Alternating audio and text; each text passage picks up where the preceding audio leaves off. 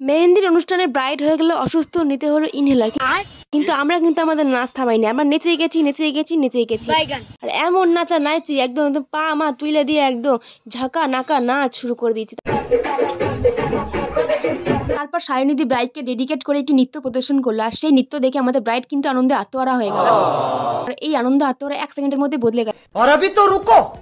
Climax अभी বাকি है। একদম উन्होंने वक्त बदल गया, जज्बात बदल गया, जिंदगी बदल गया। এই হাসছিল, এই কাদা শুরু কি করে হলো আমরা জানি না। তো সবকিছু জানতে হলে ভিডিওটা প্রথম থেকে দেখা যাক। তো প্রথমে দেখো ডেকোরেশনটা দেখিয়ে দিলাম। ডেকোরেশনটা কিন্তু খুবই সুন্দর হয়েছে। আর এতক্ষণ কিন্তু দিদি নিচেই মেহেন্দি করানো হচ্ছিল।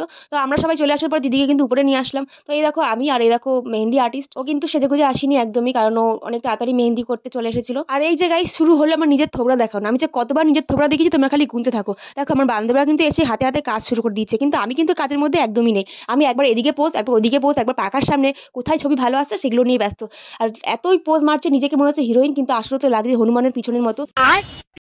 তো দেখো এখানে কিন্তু সবাই মিলে আমরা একটু গল্প করছি, আর দিদির মেহেন্দিটা কত অবধি হয়েছে দেখিয়ে দিলাম। তো দেখো আমরা কিন্তু সবাই এখানে নাচ টাচ শুরু করে দিচ্ছি। আর এই মাইয়াগুলো যখনই ক্যামেরা অন করি তখনই লজ্জায় একদম কি যে হয়ে যায়। এতক্ষণ কিন্তু ধুমধারাক্কা নাচছিল, যেই ক্যামেরাটা অন করতে দেখলো সেই কিন্তু লজ্জায় একদম লুটোপুরি করছে। কিন্তু আমি কিন্তু সে লজ্জা মজা নেই, আমি কিন্তু ক্যামেরা অন করে ধুমাধুম নাচা শুরু করে দিয়েছি। তারপর আমার নাচ দেখে কিন্তু আরো অনেকেই চলে এসে নাচতে। দেখো এই কিন্তু নাচা শুরু করে দিয়েছি, আমরা একদম সেই নাচা নাচছি। তারপরে কিন্তু দিদিকে শাঁখাপালা পড়াতে চলে আসলো। আর শাঁখাপালা পড়ানোর সময় কিন্তু দিদি একটু অসুস্থ হয়ে গেছিলো, যেহেতু নতুন জীবন শুরু করতে চলেছে, বুঝতেই পারছো তোমরা। তারপরে কিন্তু শাঁখাপালা পড়ানো হয়ে গেল, আমরা কিন্তু শুরু করে দিলাম ধুমধারাক্কা নাচ।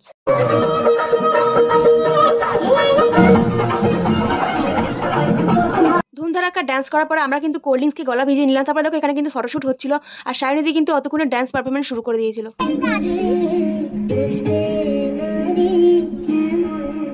নাচের শুরুর দিকে কিন্তু সবই নর্মাল ছিল, দিদি কিন্তু আনন্দ উপভোগ করছিল। তারপর হঠাৎ করেই মাঝের দিকে কিন্তু দিদি ইমোশনাল হয়ে গেল আর কাঁদতে শুরু করে দিল। তারপর কান্নাকাটির প্রোস শেষ করে আমরা কিন্তু সবাই মিলে আবার ধুমধারাক্কা নাচ শুরু করে দিলাম।